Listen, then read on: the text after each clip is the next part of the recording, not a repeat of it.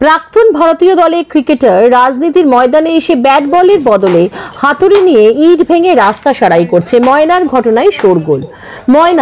পশ্চিম মেদিনীপুরে ময়নার বিজেপি বিধায়ক তথা প্রাক্তন ক্রিকেটার অশোক দিন্দা আজ ময়নার মল্লিক মোড় থেকে আসনান এলাকা রাস্তা সারাই করতে দেখা যায়। বিধায়কের অভিযোগ, দীর্ঘ 4 বছর ধরে বেহাল অবস্থায় রয়েছে ময়নার প্রায় 7 কিলোমিটার এই রাস্তা।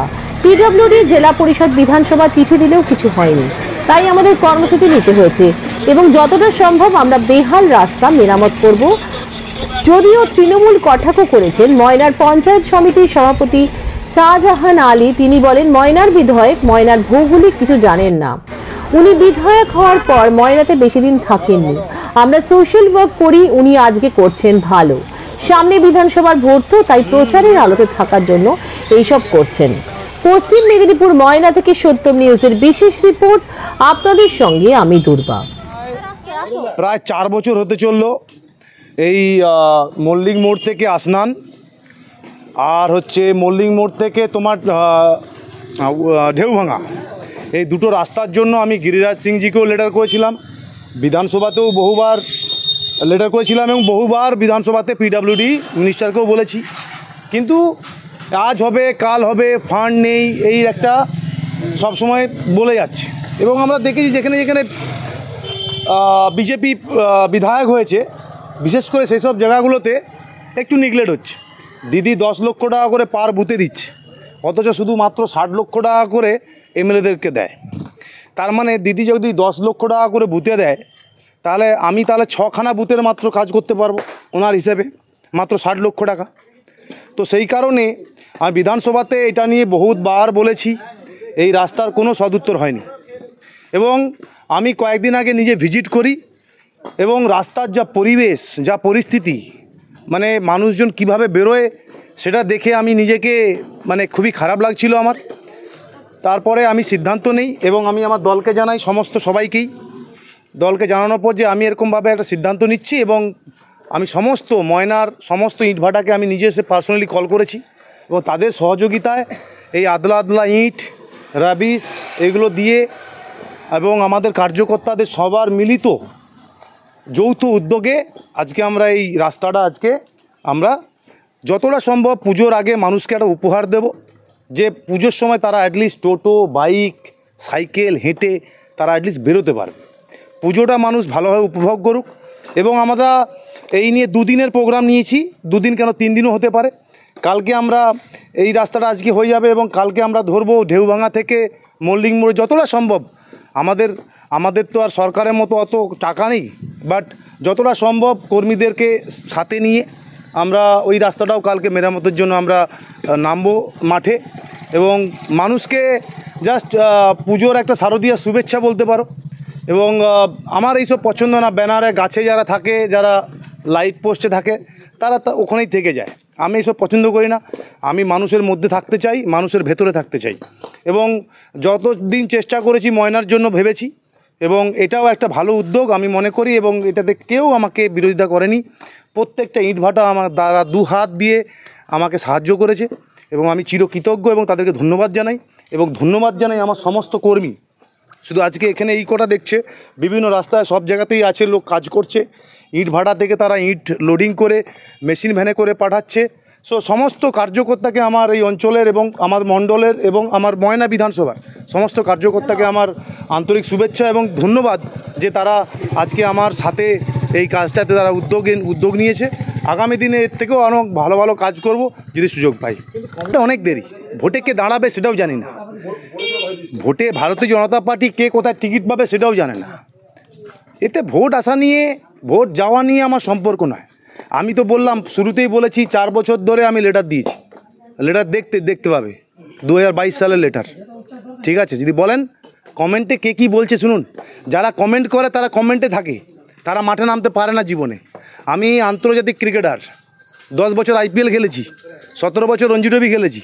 যখন আমি মুম্বাই ইন্ডিয়ান্সের হয়ে খেলতাম তারা কখনো ভালো বলবে না, তারা আমাকে সবসময় খারাপই বলবে যখন আমি KKR হয়ে দৌড়াবো, রাইট? সো আমি এখন ভারতীয় জনতা পার্টির হয়ে দৌড়াচ্ছি, TMC কে কী বললো আমার বয়ে গেছে, দ্যাটস মাই ফোকাস। তারা ফোকাস থেকে আমাকে সরাতে চাইছে। কমেন্টে পেছন থেকে কে কী বললো আমার কিচ্ছু এসে যায় না সামনে। যারা বলার সামনে আসো, সামনে বলো।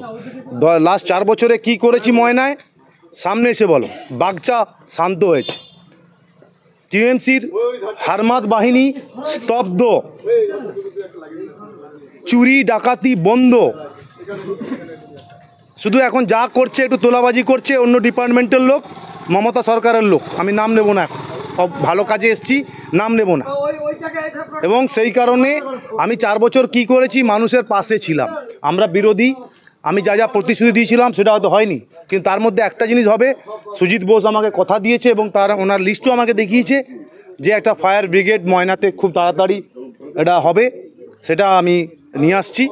এবং মানুষ জানে আমি কি করেছি, মানুষের ওপরে ছেড়ে দিন না। যদি না করি 24 সালে এমপি ইলেকশনে 10,000 লিড হলো কী করে? 10,000 লিড হলো কী করে? 1260 থেকে 10 হয়েছে। আগামী দিনে যেই দাঁড়াক না কেন, এটা 15 থেকে 25,000, 20 থেকে 25,000-এর মধ্যে থাকবে। আমি এইটুকু গ্যারান্টি দিয়ে বলতে পারি।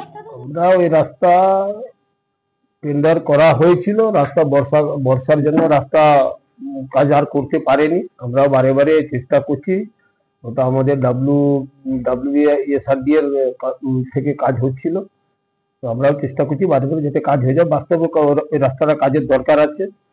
এমএলএ থাকেনি, সবসময় দেখেনি সারা ময়নার মানচিত্র, এখন আজকে দেখেছে, এমএলএকে নিশ্চয়ই খারাপ লাগছে। আমরা এমএলএকে সাধুবাদ জানাবো। এটা সোশ্যাল ওয়ার্কার, সোশ্যাল ওয়ার্ক করলে আমরা অনেক সোশ্যাল ওয়ার্ক করেছি। তবে এমএলএ সাহেবকে বলবো যে আমাদের, উনি তো কেন্দ্র সরকারের বিজেপির নেতৃত্ব দিচ্ছেন, আমাদের 100 দিনের টাকা বন্ধ, বাংলা আবাস যোজনার বাংলার টাকা বন্ধ, আবার 15 ফিনান্সের টাকা বন্ধ। 15 ফিনান্সের যদি টাকা আমাদেরকে না বন্ধ করতো, আমরা পুজোর আগে সারিয়ে দিতাম। আমরা প্রতি বছরে একবার ময়নাতে টুকিটাকি হলেও রিপেয়ার স্কিমের কাজ করি পুজোর আগে, কারণ কি বর্ষার পরে পুজো শুরু হয়ে যায়। তো 15-এর টাকা যদি কেন্দ্র সব জায়গা থেকে যদি টাকা বন্ধ করে দেয়, তবে রাজ্য সরকার আর কি করে কাজ করবে? সমস্ত ফান্ড তো কেন্দ্র আর রাজ্যের শেয়ার, কিন্তু কেন্দ্র তো ফান্ড দিচ্ছে না, রাজনীতি করছে। তো কেন্দ্রতে গিয়ে একটু যদি বলে যে বাংলাকে কেন এইভাবে বঞ্চনা করা হচ্ছে, আরো ভালো হতো। এখানে যেখানে রিপেয়ার আছে করুক, ভালো কথা। আমরাও চেষ্টা করছি যেগুলো টেন্ডার করা হয়েছে যাতে দ্রুত গতিতে কাজ হয়। ইট ভাটার মালিকরা প্রতি বছরই সহযোগিতা করে, আমরা পঞ্চায়েত সমিতি, জেলা পরিষদ থেকে আমরা রিপেয়ারের কাজও করি।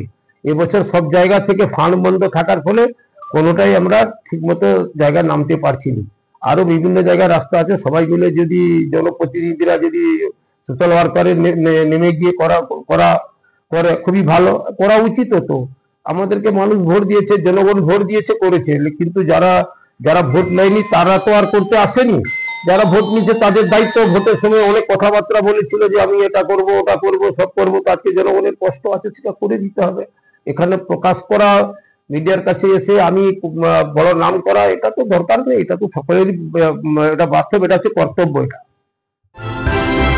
ভয় নয়, আপোষ নয়, শুধু সত্য খবর পরিবেশনার প্রত্যয়। সত্যম নিউজ।